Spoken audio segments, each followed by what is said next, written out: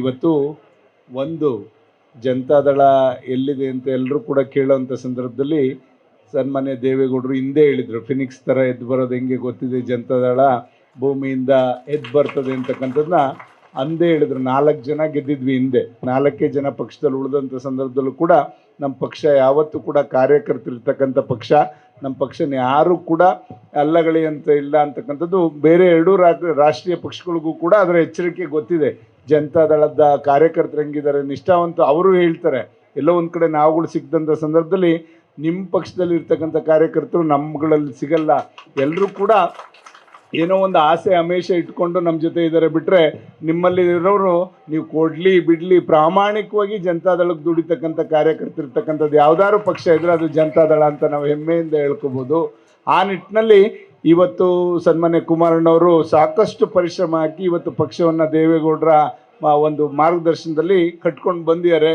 ಜೊತೆಯಲ್ಲಿ ಇವತ್ತು ಕೇಂದ್ರಕ್ಕೆ ಕುಮಾರಣ್ಣ ಹೋಗಿರೋದ್ರಿಂದ ನಮಗೆಲ್ಲ ಕೂಡ ಕೆಲವರಿಗೆ ಆತಂಕ ಇದೆ, ಎಲ್ಲಿ ಕುಮಾರಣ್ಣ ಅಲ್ಲೋಗಿ ಕೂತ್ಕೊಂಡ್ರು ನಮ್ಮ ಪಕ್ಷ ಎಲ್ಲಿ ಹಿಂಗೆ ಮಾಡೋದು ಅಂತ.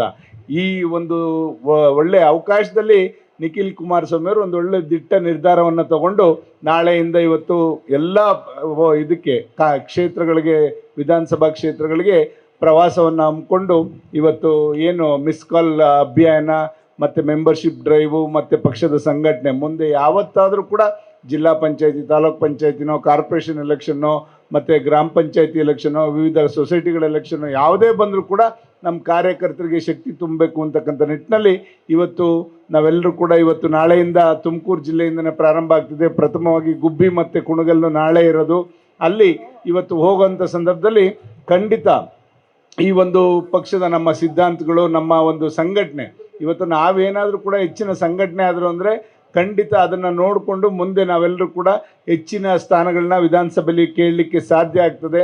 ಅದ್ರ ಜೊತೆಯಲ್ಲಿ ಇವತ್ತು ಸರ್ಕಾರ ಇದ್ದರೆ ಖಂಡಿತ ನಾವೆಲ್ಲರೂ ಕೂಡ ಪಕ್ಷದಲ್ಲಿ ಎಲ್ಲರೂ ಕೂಡ ಬೆಳಿಬೋದು ಅಂತಕ್ಕಂಥದ್ದು. ನಾವು ವೈಯಕ್ತಿಕವಾಗಿ ಯಾರೂ ಕೂಡ ಏನು ಮಾಡಲಿಕ್ಕಾಗಲ್ಲ. ಇವತ್ತು ಕಾರ್ಯಕರ್ತರಿಗೆ ಎಲ್ಲರಿಗೂ ಕೂಡ ಗೊತ್ತು, ನಾವು ಹಲವಾರು ರೀತಿಯಲ್ಲಿ ಇವತ್ತು ಬೂತ್ ಸಮಿತಿಗಳು ಮಾಡ್ತಕ್ಕಂಥದ್ದು ಮತ್ತು ಮೆಂಬರ್ಶಿಪ್ ಡ್ರೈವ್ ಮಾಡ್ತಕ್ಕಂಥದ್ದು ಎಲ್ಲ ರೀತಿಯಲ್ಲೂ ಕೂಡ ಮಾಡ್ಕೊಂಡು ಬಂದಿದ್ದೇವೆ. ಒಂದಲ್ಲ ಒಂದು ರೀತಿಯಲ್ಲಿ ಸಂಘಟನೆ ಪಕ್ಷ ಆಗ್ತಾ ಇದೆ. ಇವತ್ತು ಬೆಂಗಳೂರಿನಲ್ಲೂ ಕೂಡ ಉತ್ತಮ ರೀತಿಯಲ್ಲಿ ಎಲ್ಲ ನಮ್ಮ ಇಬ್ಬರು ಅಧ್ಯಕ್ಷರುಗಳು ಉತ್ತಮ ರೀತಿಯಲ್ಲಿ ಪಕ್ಷವನ್ನು ಬೆಳೆಸ್ಕೊಂಡು ಹೋಗ್ತಾ ಇದ್ದಾರೆ. ಎಲ್ಲ ಜಿಲ್ಲೆನಲ್ಲೂ ಕೂಡ ಅದೇ ರೀತಿ ನಮ್ಮ ಜಿಲ್ಲಾಧ್ಯಕ್ಷರುಗಳು ಕೂಡ ಇವತ್ತು ಪಕ್ಷದ ಸಂಘಟನೆಗೆ ಒತ್ತನ್ನು ಕೊಟ್ಟಿರ್ತಕ್ಕಂಥದ್ದನ್ನು ನೋಡ್ತಾ ಇದ್ದೇವೆ.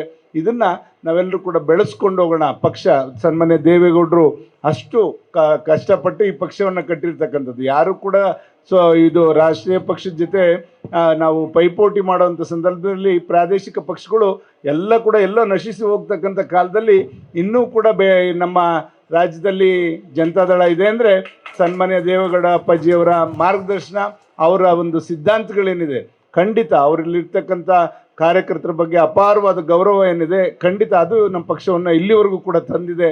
ಇದನ್ನು ಮುಂದೆ ಒಳ್ಳೆ ರೀತಿಯಲ್ಲಿ ತೊಗೊಂಡೋಗುವಂಥ ಕೆಲಸ ನಮ್ಮ ಯುವ ನಾಯಕರಾದಂಥ ನಿಖಿಲ್ ಕುಮಾರಸ್ವಾಮಿ ಅವರು ಹಲವಾರು ಯೋಜನೆಗಳನ್ನ ಹಾಕಿದ್ದಾರೆ. ನಿನ್ನೆ ಕೂತ್ಕೊಂಡು ಕುಮಾರಣ್ಣವರು ಕೂಡ ಅದನ್ನೆಲ್ಲ ಕೇಳಿದ್ರು, ಏನೇನು ಕಾರ್ಯಕ್ರಮ ಮಾಡ್ತಾಯಿದ್ದಾರೆ, ಹೇಗೆ ಹೋಗ್ತಾ ಇದ್ದಾರೆ ಅಂತ. ಅವರ ಮಾರ್ಗದರ್ಶನನೂ ಕೂಡ ಅವಶ್ಯಕತೆ ಇದೆ. ಅವರು ಯಾವ ರೀತಿ ನಮ್ಮ ಒಬ್ಬ ಕಾರ್ಯಕರ್ತಂಗೂ ಕೂಡ ಎಷ್ಟು ಗೌರವ ಕೊಡ್ತಕ್ಕಂಥದ್ದು ಯಾವ್ದಾದ್ರು ಪಕ್ಷ ಇದ್ದರೆ ನಮ್ಮ ಪಕ್ಷನೇ. ಎಲ್ಲರಿಗೂ ಕೂಡ ಒಂದು ಒಳ್ಳೆ ರೀತಿಯಲ್ಲಿ ಪ್ರೀತಿಯಿಂದ ಬೆಡ್ರೂಮ್ಗೆ ಯಾರು ಕೂಡ ಬೇರೆ ಪಕ್ಷದವ್ರು ಹೋಗೋಕ್ಕೆ ಸಾಧ್ಯ ಇದೆಯಾ? ದೇವೇಗೌಡರು ಬೆಡ್ರೂಮಲ್ಲಿ ಕೂತ್ಕೊಳ್ಳೋಂಥ ಒಂದು ಶಕ್ತಿ ಇರೋದು ನಮ್ಮ ಕಾರ್ಯಕರ್ತರಿಗೆ. ಖಂಡಿತ ಇದೆಲ್ಲ ಯಾಕೆ ಅಂದರೆ ಒಂದು ಬಾಂಧವ್ಯ, ನಮ್ಮದೊಂದು ಕುಟುಂಬದ ಥರ ನಾವು. ಅಂದರೆ ದೇವೇಗೌಡರು ಒಂದು ಕುಟುಂಬ, ನಾವೇ ಜನತಾದಳ ಅಂತಕ್ಕಂಥದ್ದು. ಆ ನಿಟ್ಟಿನಲ್ಲಿ ನಾವೆಲ್ಲರೂ ಕೂಡ ಇವತ್ತು ಪಕ್ಷವನ್ನು ಸಂಘಟನೆ ಮಾಡ್ಕೊಂಡು ಹೋಗೋಣ. ಇವತ್ತು ತಂದೆಯ ದಿನಾಚರಣೆ, ಅಪ್ಪನ ದಿನಾಚರಣೆ ಇರೋದ್ರಿಂದ ನಮ್ಮ ಪಕ್ಷಕ್ಕೂ ಅವರೇ ತಂದೆ, ನಮ್ಮೆಲ್ಲರಿಗೂ ಕೂಡ ಅವರೇ ತಂದೆ. ಅವರ ಆಶೀರ್ವಾದ ನಮ್ಮೆಲ್ಲರಿಗೂ ಕೂಡ ಇರಲಿ. ಈ ಇಳಿ ವಯಸ್ಸಲ್ಲೂ ಕೂಡ ಅವ್ರಿಗಿರ್ತಕ್ಕಂಥ ಹುಮ್ಮಸ್ಸೇನಿದೆ, ಪಕ್ಷವನ್ನು ಸಂಘಟನೆ ಮಾಡಬೇಕು, ಪಕ್ಷವನ್ನು ಅಧಿಕಾರಕ್ಕೆ ತರಲೇಬೇಕು, ಮೂರನೇ ಮಾಡಿಲಿ ಕೂಡಿಸ್ಬೇಕು ಅಂತಕ್ಕಂಥ ಛಲ ಅವ್ರಿಗೇನಿದೆ, ಅದಕ್ಕೆ ಅವ್ರಿಗೂ ಇದ್ದರೆ ಛಲ ಇದ್ದರೆ ಸಾಲದು. ನಮಗೂ ಕೂಡ, ನಾವು ಕೂಡ ಗ್ರೌಂಡ್ ಲೆವೆಲಲ್ಲಿ, ಬೇಸ್ ಲೆವೆಲಲ್ಲಿ ಪ್ರತಿ ಕ್ಷಣವೂ ಕೂಡ ನಾವು ಒಂದಲ್ಲ ಒಂದು ರೀತಿಯಲ್ಲಿ ಕಷ್ಟದಲ್ಲಿರ್ತಕ್ಕಂಥವ್ರಿಗೆ ಜನಗಳಿಗೆ ಸ್ಪಂದಿಸ್ಕೊಂಡು ಕೆಲಸ ಮಾಡಿದ್ರೆ ಜನ ನಮ್ಮನ್ನು ಗುರುತಿಸ್ತಾರೆ. ಖಂಡಿತ ನಾನು ಬಟ್ಟೆಯಿಂದನೋ ನನ್ನ ಕಾರಿಂದನೋ ಯಾರು ಕೂಡ ಗುರುತಿಸಲ್ಲ. ಅದನ್ನು ದಯಮಾಡಿ ಎಲ್ಲ ಕಾರ್ಯಕರ್ತರು ಕೂಡ ಅರ್ಥಕೊಂಡು ನಾವೇನಾದರೂ ಕೂಡ ಮುಂದೆ ವಿಧಾನಸಭೆಯಲ್ಲಿ ನಮ್ಮ ಪಕ್ಷ ಹೆಚ್ಚಿನ ಸ್ಥಾನ ಬರಬೇಕು ಅಂತಂದರೆ ಖಂಡಿತ ನಾವೆಲ್ಲರೂ ಕೂಡ ಹೋರಾಟಗಳ ಮುಖಾಂತರ ಇವತ್ತು ಎಲ್ಲ ನಾವು ಹೋರಾಟಗಳು, ಇವತ್ತು ನಮ್ಮ ಕೃಷ್ಣಪ್ಪ ಅವ್ರ ಹತ್ರ, MT ಕೃಷ್ಣಪ್ಪ ಅವ್ರ ಹತ್ರ ಕಲಿಬೇಕಾಗ್ತದೆ ನಾವು ಹೋರಾಟ ಹೆಂಗೆ ಮಾಡೋದು ಅಂತ. ಸಣ್ಣ ಪುಟ್ಟದಕ್ಕೂ ಕೂಡ ಅವರು ಹೋರಾಟ ಮಾಡಿ ಪಡ್ಕೊಳ್ಳೋವಂಥದ್ದು. ಖಂಡಿತ ಇವತ್ತು ಯಾರು ಕೂಡ ಹಂಗೆ ಸುಲಭ ಕೊಡ್ಲಿಕ್ಕೆ ಸಾಧ್ಯ ಇಲ್ಲ. ಇವತ್ತು ನಾವು ಹೋರಾಟ ಮಾಡಿದ್ರೆ ಖಂಡಿತ ಅದನ್ನು ದಕ್ಸ್ಕೊಳ್ಳಿಕ್ಕೆ ಸಾಧ್ಯ, ಒಬ್ರಿಗೆ ನ್ಯಾಯ ದೊರಕಿಸ್ಕೊಡ್ಲಿಕ್ಕೆ ಸಾಧ್ಯ. ಆ ನಿಟ್ಟಿನಲ್ಲಿ ನಮ್ಮ ಹೋರಾಟಗಳಿರಬೇಕು.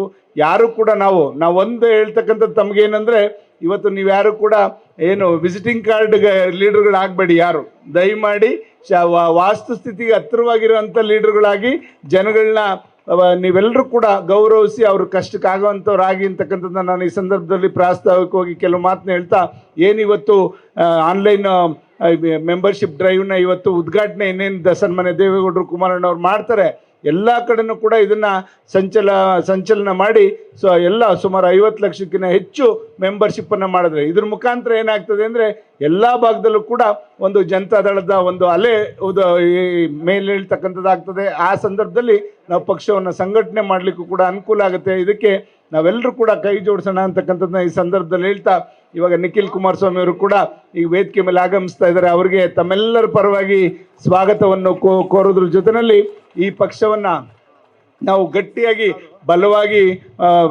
ಬೆಳೆಸೋಣ ಅಂತಕ್ಕಂಥದ್ದನ್ನ ಮತ್ತೊಮ್ಮೆ ಕಿವಿ ಮಾತನ್ನ ಹೇಳ್ತಾ, ಇಲ್ಲಿ ತಮ್ಮ ಜೊತೆ ಕೆಲವು ಮಾತನ್ನ ಹಂಚ್ಕೊಳ್ಳಿಕ್ಕೆ ಅವಕಾಶ ಮಾಡಿಕೊಟ್ಟಂತ ಸರ್ವರಿಗೂ ವಂದಿಸಿ ನನ್ನ ಮಾತು ಮುಗಿಸ್ತೇನೆ. ಜೈ ಹಿಂದ್, ಜೈ ಕರ್ನಾಟಕ.